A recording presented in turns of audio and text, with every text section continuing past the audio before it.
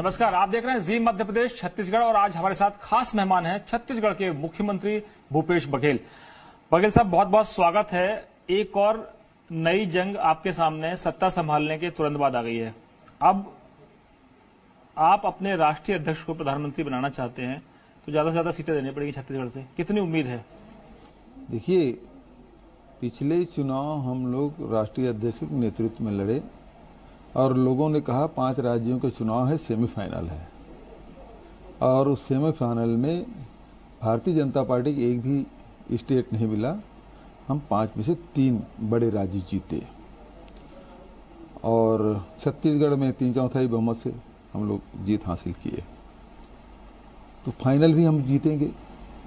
और जहाँ तक छत्तीसगढ़ का सवाल है, उसमें जिन मुद्दों को लेकर हम आम जनता के पास गए थे, उन सारे बड़े मुद्दे, जो सबसे बड़ा मुद्दा किसानों का था, उस मुद्दे में हम लोग वादा निभाने में सफल रहे और उसका लाभ निश्चित रूप से लोकसभा चुनाव हमको मिलेगा। लेकिन बीजेपी ये कह रही है कि अब की बार 300 पार। आपके यहाँ कहते थे कि 65 का आंकड़ा है, आपको 68 मिल गई थी, लेकिन वो कहते हैं कि आपने वायदा तो किया लेकिन आपने जो समय सीमा थी उसमें पूरा नहीं किया। जो वायदा आपने किया था कि 10 दिन में सब कुछ हो जाएगा, लोगों तक पहुंचने लगेगा, लेकिन किसान अभी भी एसएमएस लेकर बैठे हैं। चाहे छत्तीसगढ़ की बात करें, एमपी की बात करें, राजस्थान की बात करें, आपकी चिंता तो छत्तीसगढ़ है क्योंकि छत्तीसगढ़ में आपको नतीजे देने हैं। क्या कहेंगे? देखिए, यहाँ तक के लक्ष्य निर्धारित करने का काम भारतीय जनता पार्टी करती है। उन्होंने, अमित शाह जी ने कहा था 65+, हम 68 सीट जीते। रमन सिंह जी ने कहा 11, हम 11 लोकसभा जीतने वाले हैं। अब एनडीए के नेता कह रहे हैं 300 पार, 300 पार यूपीए करेगी, हमारी सरकार बनेगी। लेकिन ये फायदा न्याय से होगा। पहले आपने कहा कि बिजली का बिल हाफ, किसानों को कर्जा माफ, अब लेकर आ गए न्याय। बीजेपी कहती है, नरेंद्र मोदी कहते हैं, अमित शाह कहते हैं कि आप लोगों ने 60 साल में तो गरीबी नहीं दूर की, अब फिर आप गरीबी दूर करने का वायदा करें, तो ये एक तरह का छलावा है, उनका ये आरोप है। दूसरी तरफ आप लोग कहते हैं कि सेना का शौर्य जो है, ऐसा लगता है कि बीजेपी ने ये शौर्य दिखाया हो, सेना के शौर्य को वो इस्तेमाल करना चाहते हैं। देखिए, पहली बात तो ये है कि छत्तीसगढ़ में जो वादे हमने किए थे उसे हमने पूरे किए। 10 दिन में किसान के खाते में पैसा जाना शुरू हो गया। सरकार पहले ही घंटे में फैसला कर ली। फैसला करने के बाद पैसे जाने में समय लगता है। वो लोग 15 साल सरकार में रहे हैं और उसके बाद बचकानी बात कहते हैं, ये तो हास्यास्पद है। और राशि थोड़ी मोड़ी नहीं है। 2003 में ऋण माफी की बात किए थे, 2.5 लाख किसानों के केवल 2,500 रुपये के हिसाब से केवल 106 करोड़ रुपये दिए थे। आज हम लोगों ने 20 लाख किसानों का 10,200 करोड़ माफ़ किया है। और फिर जो कोऑपरेटिव बैंक है, ग्रामीण बैंक है, उसका तो हो गया। मेन बजट में जो राशि हम लोगों ने स्वीकृत किया वो लगभग 4,000 करोड़ से ऊपर का है और ये राष्ट्रीयकृत बैंक का है। अब जब मेन बजट में उसको पारित किए हैं तो अप्रैल के बाद ही पैसा रिलीज होगा, और मेन बजट में उसको पारित किए हैं तो अप्रैल के बाद ही पैसा रिलीज होगा, और अभी आचार संहिता लगा हुआ है। किसान को पता है, कांग्रेस ने जो कहा है 6,000 करोड़ जब पहुंच गया है तो हमारा भी पैसा पहुंचेगा, ये विश्वास लोगों को है। अब भारतीय जनता पार्टी के पास कुछ है ही नहीं कहने का। उनको तो बताना चाहिए ये छत्तीसगढ़ का चुनाव नहीं हो रहा है, ये देश का चुनाव हो रहा है। और 5 साल में जो नरेंद्र मोदी जी ने या भारतीय जनता पार्टी ने लोगों से जो कहा था उसे कम से कम उसे पूरा करना चाहिए। वो बताएं कि विदेश से कालाधन कब आया, कितना आया, कितने लोगों के नाम जो यहाँ से विदेश में कालाधन जमा किए थे, कितने लोगों की लिस्ट है, उसको जारी करे। और फिर आ गया पैसा तो बांटा क्यों नहीं, पैसा कहाँ है? फिर आपने कहा पेट्रोल डीजल के भाव आप कम करेंगे, आपने किया नहीं। 2 करोड़ लोगों को नौकरी देने की बात आपने कही थी, वो किया नहीं। सबका साथ सबका विकास, कहाँ सबका साथ सबका विकास? ऋण माफी किए तो बड़े उद्योगपतियों का आपने किया, आम लोगों को कुछ लाभ मिला नहीं। तो ये आपने जो कहा था उसको किया नहीं, आज हमसे हिसाब मांग रहे हैं। आपने कहा था कि 5 साल बाद रिपोर्ट कार्ड लेके जाऊंगा, लेकिन रिपोर्ट कार्ड के बारे में चर्चा नहीं करते आप किसी और मुद्दे में बात करने लगे। तो आपको 5 साल की अपनी उपलब्धि बतानी चाहिए कि नोटबंदी करने से कितना फ़ायदा हुआ, जीएसटी लगाने से देश को कितना फ़ायदा हुआ। ये बात क्यों नहीं कर रहे हैं आप? भूपेश जी, आप उनको आईना दिखाते हैं, वो आपको आईना दिखा रहे हैं कि अगर हमारी सेना पराक्रम करती है तो आप कहते हैं कि अफसपा हटा लेंगे, या फिर आप कहते हैं कि जब सत्ता में आए तो आपके सहयोगी कहते हैं कि हम जांच करा लेंगे कि पुलवामा हुआ था कि नहीं हुआ था। फिर आप लोग सबूत मांगते हैं कि आतंकवादियों पर हमला, एयर स्ट्राइक हुई कि नहीं हुई। तो आप बहुत सारे प्रश्न एक साथ मत करिए। बात आप कह रहे हैं कि सेना की बात, सेना के शौर्य की बात। भारतीय सेना पे हर भारतीय गर्व करता है, और भारतीय सेना को कोई नरेंद्र मोदी जी ने नहीं बनाया है, पहली बात। और सेना का उपयोग आप राजनीतिक लाभ के लिए नहीं कर सकते। दूसरी बात, जो उनके सबसे बड़े स्टार प्रचारक हैं नरेंद्र मोदी जी के बाद, आदित्य योगीनाथ जी, वो मोदी की सेना कहते हैं। ये तो हद हो गई है। क्या मोदी ने तैयार किया जो मोदी की सेना हो गए? आप इसका दुरुपयोग कैसे कर रहे हैं? आपको किसने इजाज़त दे दी? और आपने पुलवामा की बात छेड़ी है।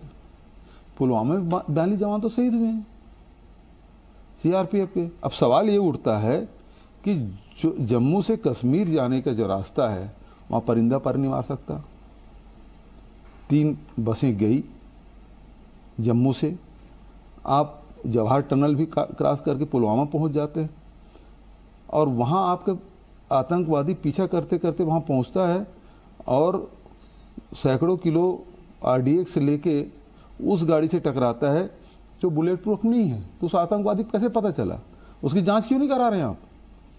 उसका जवाब क्यों नहीं दे रहे हैं? आप उस समय फोटो शूट करा रहे थे।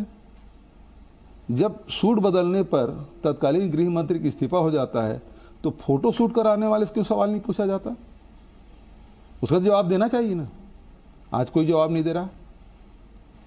तो आपको लगता है कि क्या ये एक मुद्दा होगा कि पाकिस्तान के प्रधानमंत्री भी इस तरह से बयान देने लगे हैं कि अगर नरेंद्र मोदी सत्ता में आते हैं तो दोनों देशों के बीच में बातचीत शुरू हो सकती है, रिश्ते बेहतर हो सकते हैं? तो क्या पाकिस्तान एक मुद्दा है चुनाव में भारत के? ये तो भारतीय जनता पार्टी मुद्दा बना रहे हैं। अब जब इमरान खान जी जब बयान दे दिए तो उसके बाद भारतीय जनता पार्टी वालों को बोलती बंद हो गई। यदि मीडिया ये पूछती है कि वहाँ जो सर्जिकल स्ट्राइक किए हैं उसमें कितने मौतें हुई है, कितने आतंकवादी मारे गए, ये कांग्रेस की तरफ सवाल नहीं उठा, ये तो मीडिया ने कहा।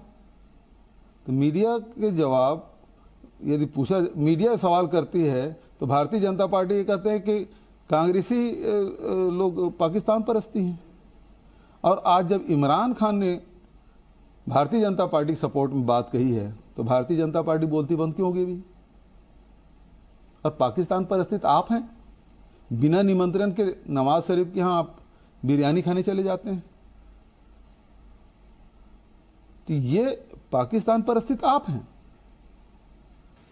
अगर आप से मैं पूछूं कि छत्तीसगढ़ की जनता के लिए आप जैसे कहते थे कि हम गरीबों का ख्याल रखेंगे, आदिवासियों का ख्याल रखेंगे, किसानों का ख्याल रखेंगे, लेकिन एक सवाल बड़ा होता है कि जब चुनाव आते हैं तो सब मुद्दे भटक जाते हैं। भाषा के स्तर पर बात होने लगी है, जयप्रदा के खिलाफ आजम खान बोल रहे हैं, योगी आदित्यनाथ को उन्होंने कहा, आज बीजेपी के एक प्रदेश के अध्यक्ष हैं हिमाचल के, उन्होंने राहुल गांधी को गाली दे दी। ये जो सब चल रहा है, तो आपको लगता नहीं कि भाषा के स्तर पर भी चुनाव जो है वो इतना नीचे गिर गए हैं कि लगता है कि सारी मर्यादाएं टूट गई? बिल्कुल सही कहा आपने। चुनाव में भाषा की मर्यादा का ध्यान रखना चाहिए। आलोचना यदि कर रहे हैं तो उन मर्यादित शब्दों का प्रयोग होना चाहिए, चाहे वो कोई भी व्यक्ति हो, किसी दल का हो। अमर्यादित भाषा का प्रयोग नहीं होना चाहिए, क्योंकि ये लड़ाई है विचारधारा की, और विचारधारा में गाली गलौज नहीं होता।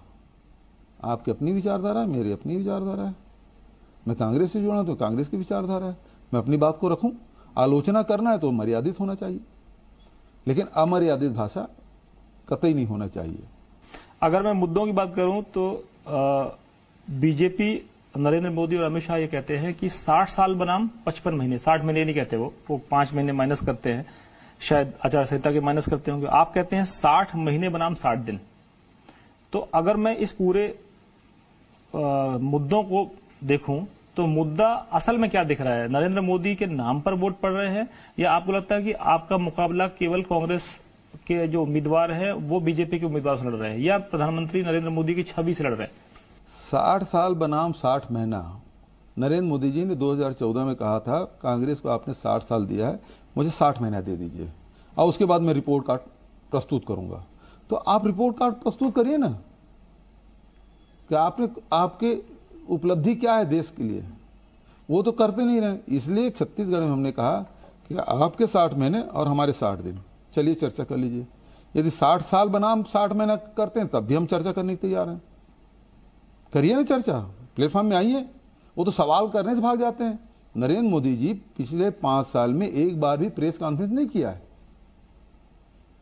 जबकि परंपरा रही है कि हर प्रधानमंत्री एक बार कहूं साल में प्रेस कॉन्फ्रेंस कर लेते हैं। लेकिन नरेंद्र मोदी जी ने उस परंपरा का भी पालन नहीं किया। 5 साल बीत गए, कभी मीडिया का सामना नहीं किया, प्रेस कॉन्फ्रेंस कभी किया है? सवाल करने से वो नाराज हो जाते हैं।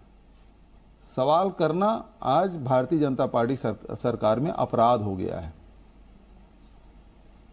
तो ये सवाल पूछना अपराध है, लेकिन हम तो सवाल पूछेंगे, चाहे आप पाकिस्तानी परस्ती कहिए, चाहे वो आप राष्ट्रद्रोही कहिए, चाहे राजद्रोही कहिए, चाहे अपराध कहिए, जो कहना कहिए, लेकिन लोकतंत्र है, लोकतंत्र में सवाल पूछे जाएंगे। और सवाल तो है साहब कि विदेश से काला धन क्यों नहीं आया, सवाल तो है साहब 2 करोड़ लोगों को रोजगार क्यों नहीं मिला, सवाल तो है साहब पेट्रोल डीजल के भाव कम क्यों नहीं हुए, सवाल तो है साहब स्वामीनाथन कमेटी की रिपोर्ट क्यों नहीं लागू हुआ, सवाल तो है साहब कि आपने जो नोटबंदी की है उसमें कितने पैसे जमा हुए हैं। सवाल बहुत सारे हैं। लेकिन बीजेपी के लोग कहते हैं कि आपने काला धन का सवाल उठाया, तो हम जो आईटी के छापे पड़ते हैं तो कांग्रेस नेताओं के घर से काला धन निकलता है, नोट निकलते हैं, एमपी में छापे मारे गए या प्रदेश के दूसरे राज्यों में छापे मारे गए। आपको लगता है कि आईटी के छापे भी चुनावी हो गए हैं, पॉलिटिकल? एक सवाल ये है कि आप 5 साल पहले काला धन वापस लाने की बात कही थी विदेशों से, कितना लाए? आपने कहा था वो लिस्ट हम जारी करेंगे जिन्होंने स्विट्जरलैंड में पैसा जमा कराया, आपने जारी नहीं किया।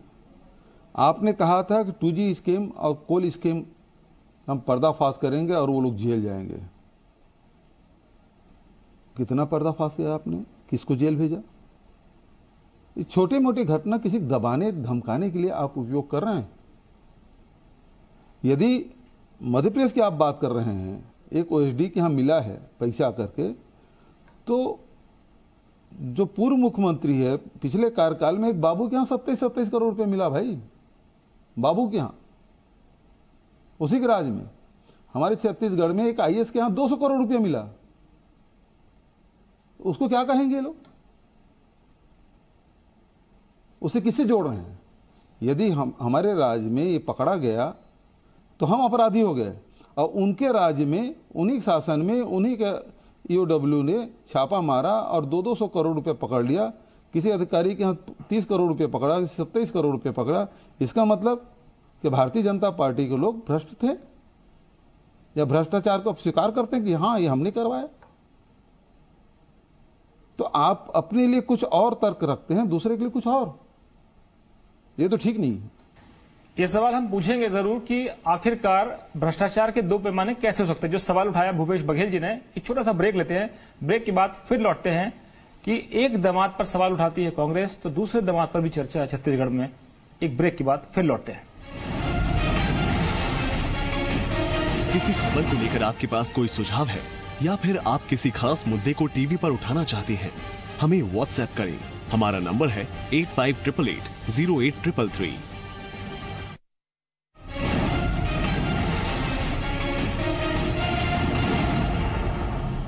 ब्रेक के बाद आपका एक बार फिर स्वागत है। हम बात कर रहे हैं छत्तीसगढ़ के मुख्यमंत्री भूपेश बघेल जी से। भूपेश जी, आपने कहा कि दो अलग अलग पैमाने क्यों हैं? बीजेपी के राज में भी लोग भ्रष्ट पकड़े गए। एक अक्सर सवाल उठाती थी बीजेपी कि दामाद जी को बहुत फायदा पहुंचाया कांग्रेस ने, सोनिया जी के दामाद, राहुल जी के बहनोई, प्रियंका गांधी के पति, और आपके यहां भी बहुत चर्चा है, आपने भी दामाद जी के पीछे सब कुछ लगा दिया है। जहां तक के वाड्रा जी की बात है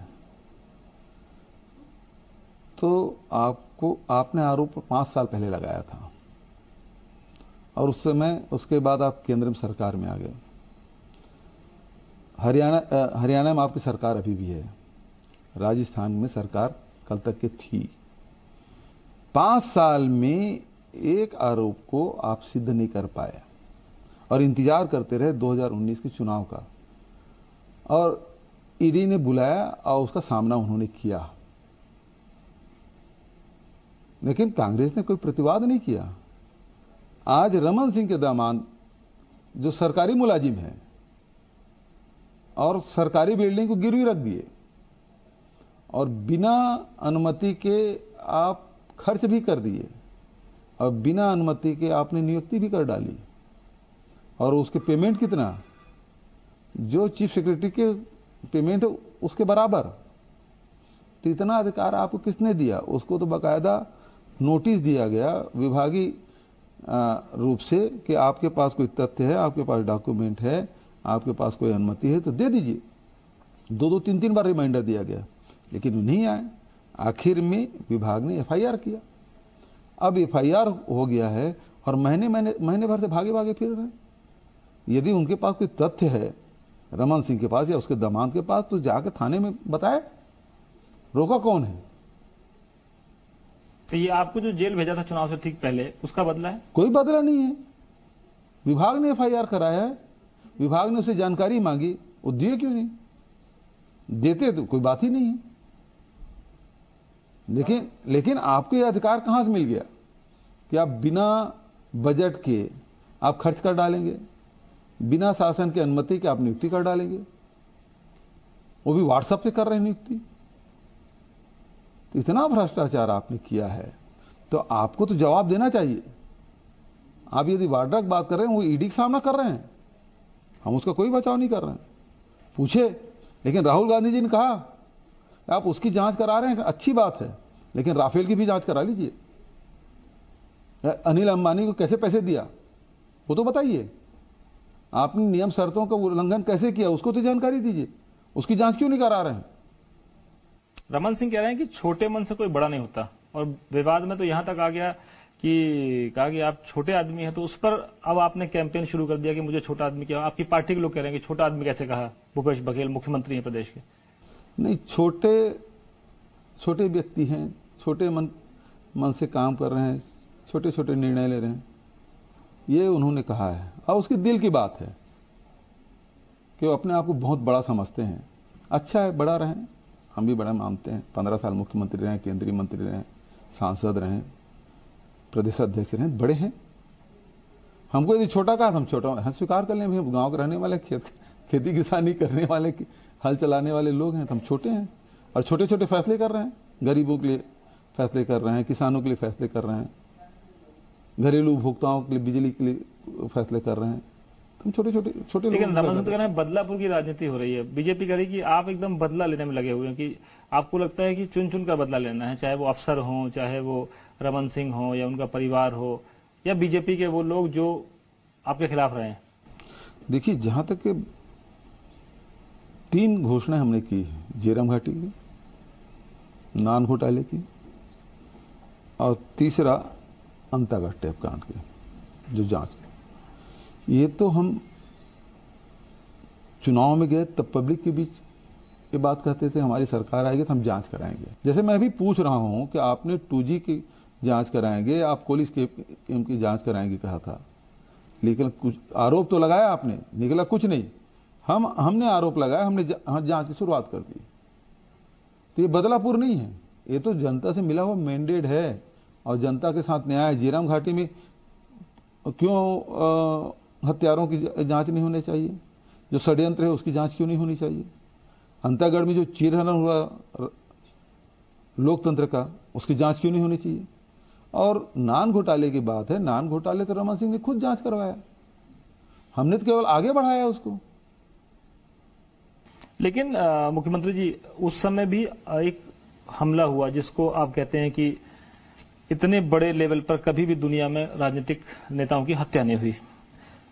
आज भी एक हत्या, एक ही, चलिए एक विधायक हैं, आप ही की तरह एक चुने हुए प्रतिनिधि हैं, जनप्रतिनिधि हैं, किसी की मौत हो, चाहे वो कांग्रेस का हो, चाहे बीजेपी का, किसी पार्टी का, ये अगर होता है तो ये एक तरह से दुर्भाग्यपूर्ण व्यवस्था है या स्थिति है। मैं कहूं कि झीरम घाटी में आपने कहा कि सीबीआई जांच की मांग की थी, रमन सिंह ने घोषणा की, जांच नहीं हुई। अब ये जो भीमा मंडावी जी की जिस तरह से हत्या की गई है, आपको लगता है कि सबको मिलकर कोई रास्ता तो निकालना पड़ेगा, समाधान तो निकालना? आपकी पार्टी के नेता मारे गए, बड़े बड़े नेता मारे गए, आज एक बीजेपी के विधायक हैं या उनकी पार्टी के उप सचेतक थे, तो ये स्थिति कब बदलेगी? भीमा मंडावी की मौत के हमको भी बहुत दुख है कि हमारे विधायक साथी हैं, और चुनाव के समय मैंने यूनिफाइड कमांड की बैठक रखी थी, मैं सीएस और डीजी की भी बैठक बुलाई और सबको निर्देश दिया था जितने भी जनप्रतिनिधि हैं उसकी सुरक्षा में कोई गड़बड़ी नहीं होनी चाहिए, कोई कमी नहीं होनी चाहिए, चाहे वो किसी दल का हो। और इसी कारण देखिए, जो देवती कर्मा को जो सुरक्षा मिला हुआ था वहाँ, वो भी Z+ है, और Z+ भीमा मंडावी भी। 50 जवान DRG के थे जो 25 मोटरसाइकिल में आगे चलते थे। उसके बाद उनके साथ जो उनको बुलेट प्रूफ गाड़ी दी गई थी, पायलटिंग और फॉलो दिया गया था। वो सुबह जब निकले तो 9 बजे निकले तो पूरी व्यवस्था थी, चाक चौबंद व्यवस्था थी, कोई घटना नहीं घटी। 1 बजे लौटते हैं और DRG को बोले अब 3 बजे तो ऐसे समाप्त हो जाएगा, आप चले जाइए। उनको वापस किया गया और अचानक वो निकलते हैं,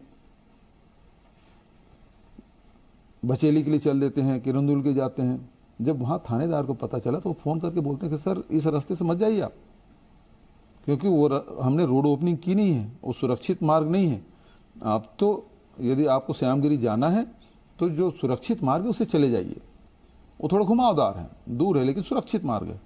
वो बात माने नहीं, ओवरटेक किए पायलटिंग की गाड़ी को और खुद आगे बढ़ गए। वहाँ लोगों से मिले और मिल के फिर से गाड़ी में बैठे और तेजी से आगे निकल गए। पायलटिंग फॉलो वाली गाड़ी फिर वहीं छूट गई और वहाँ बाजार से निकले, मेले से निकले और मुश्किल से 1 किलोमीटर दूर, जहाँ 200 मीटर पीछे पायलटिंग थी, 500 मीटर फॉलो, और ब्लास्ट हुआ।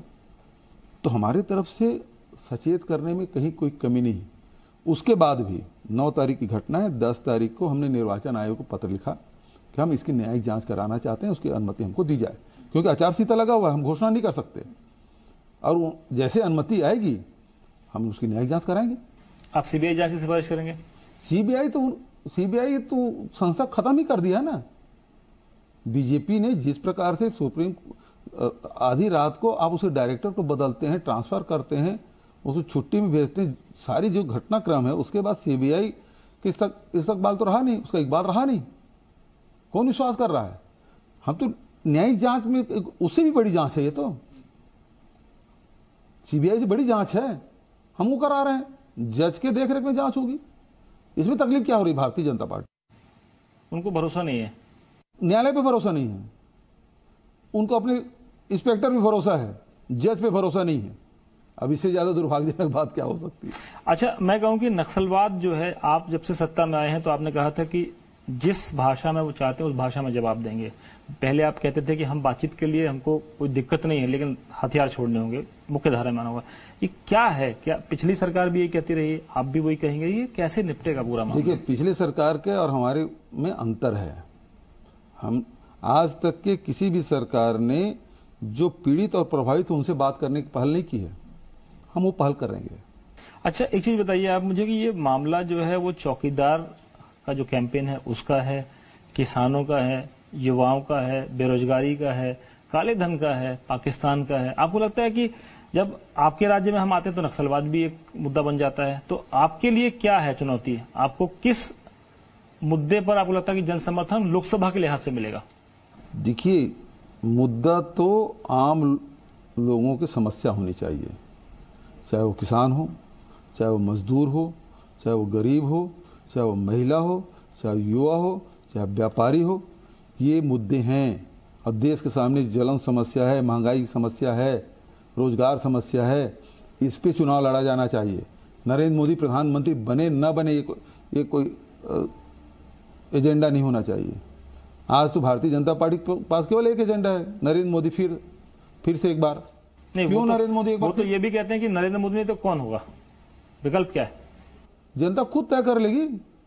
2003 में छत्तीसगढ़ में चुनाव हुआ तो किसका विकल्प था? आज 2013 में जब 2018 में जब चुनाव हुआ तो रमन सिंह को कोई विकल्प हमने दिया था? हमने सामूहिक नेतृत्व में लड़ाई लड़ी और आज हैं हम सरकार में। लेकिन ये तो केंद्र की स्थिति बिल्कुल अलग है। आप जितने मजबूत आप छत्तीसगढ़ में, उतने मजबूत आप देश में नहीं है। कौन बोलता है? आज भारतीय जनता पार्टी एनडीए एकदम कमजोर हो चुका है। आपसे मैं कहना चाहता हूं, बिहार में, यूपी में, राजस्थान, मध्य प्रदेश, छत्तीसगढ़, झारखंड, गुजरात, महाराष्ट्र, कर्नाटक, इसमें अपने पुराने प्रदर्शन को रिपीट करने वाले नहीं है भारतीय जनता पार्टी या एनडीए। तो सरकार बन ही कहाँ रही है? जब उसकी सरकार नहीं बनी, स्वाभाविक रूप से यूपीए की सरकार बनेगा और राहुल गांधी प्रधानमंत्री बनेंगे। लेकिन जो यूपी में सबसे ज्यादा सीटें आती हैं, 80 सीटों का अगर अब मैं बात करूं, तो वहां पर अखिलेश यादव, मायावती और अजीत सिंह एक साथ आ जाते हैं और कहते हैं कि हमको कांग्रेस से गठबंधन की जरूरत नहीं है। तो आपको तो वो गठबंधन के लायक भी नहीं समझ रहे आप? देखिए, लोग ये समझते हैं कि केवल यूपी के भरोसे किसी की सरकार बनेगी, तो गलत सोचते हैं। अनेक उदाहरण ऐसे हैं पिछले चुनाव के जिसमें यूपी में किसी और को बहुमत मिली थी और सरकार किसी और को बनी थी। अनेक उदाहरण मिल जाएंगे। तो लेकिन कुल मिलाकर बात यह है, यदि यूपी में किसी भी पार्टी को अधिक सीट मिले, लेकिन भारतीय जनता पार्टी की सीट तो कम हो रही है। आप 73 सीट तो नहीं पाने वाले। आप गुजरात में 26 सीट पाने वाले नहीं हैं, राजस्थान में 25 सीट पाने वाले नहीं हैं, 27 सीट आप मध्य प्रदेश में पाने वाले नहीं, छत्तीसगढ़ में 10 सीट पाने वाले नहीं हैं, ना ही आप बिहार में रिपीट करने वाले हैं।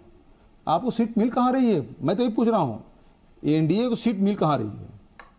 लेकिन विपक्ष ने तो अब ईवीएम पर सवाल खड़े कर दिए हैं और बीजेपी कह रही है कि डर है हार का, इसलिए सब ये ईवीएम पर सवाल खड़े कर देते हैं। ईवीएम में सवाल तो पहले भी था और अब भी है।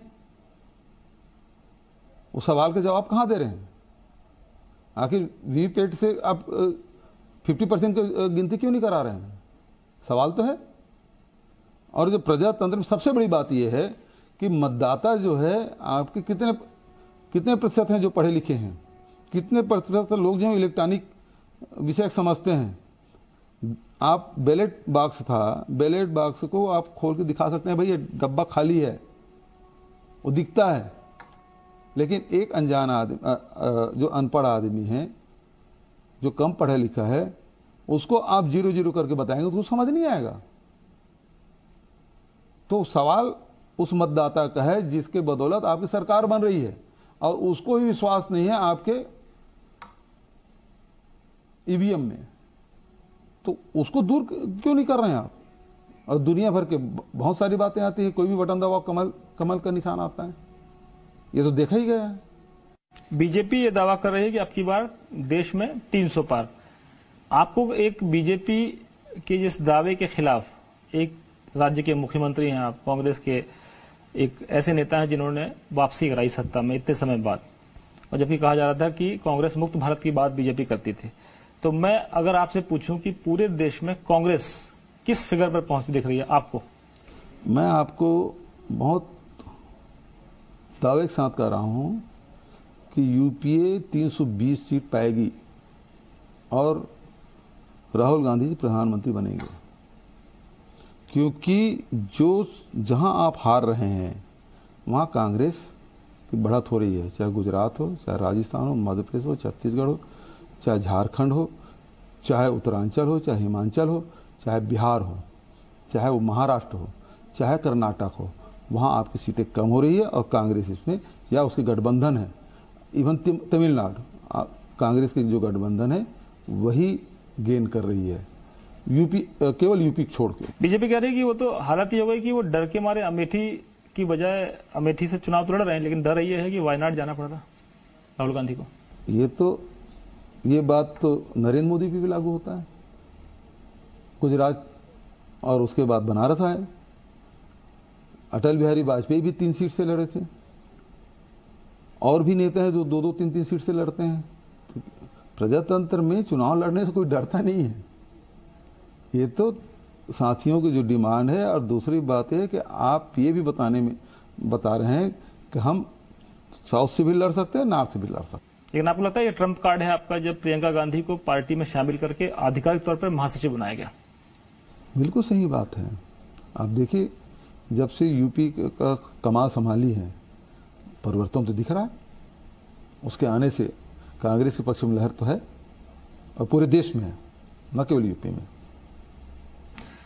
बहुत बहुत धन्यवाद भूपेश जी। और जाहिर है ये महाभारत है, चुनाव की महाभारत है, और आपके अपने तर्क हैं, विपक्ष के अपने तर्क हैं। और आपने सुना छत्तीसगढ़ के मुख्यमंत्री भूपेश बघेल को, तमाम वो मुद्दे हैं जो छत्तीसगढ़ की जनता ने पहले जिस आधार पर उनको सत्ता में यहां पर लाया है, उसी आधार पर वो उम्मीद करते हैं कि केंद्र में कांग्रेस की सरकार बनेगी, यूपीए की सरकार बनेगी और राहुल गांधी प्रधानमंत्री बनेंगे। फिलहाल जनता के फैसले का सबको इंतजार होगा, नतीजों का इंतजार होगा। बहुत बहुत धन्यवाद।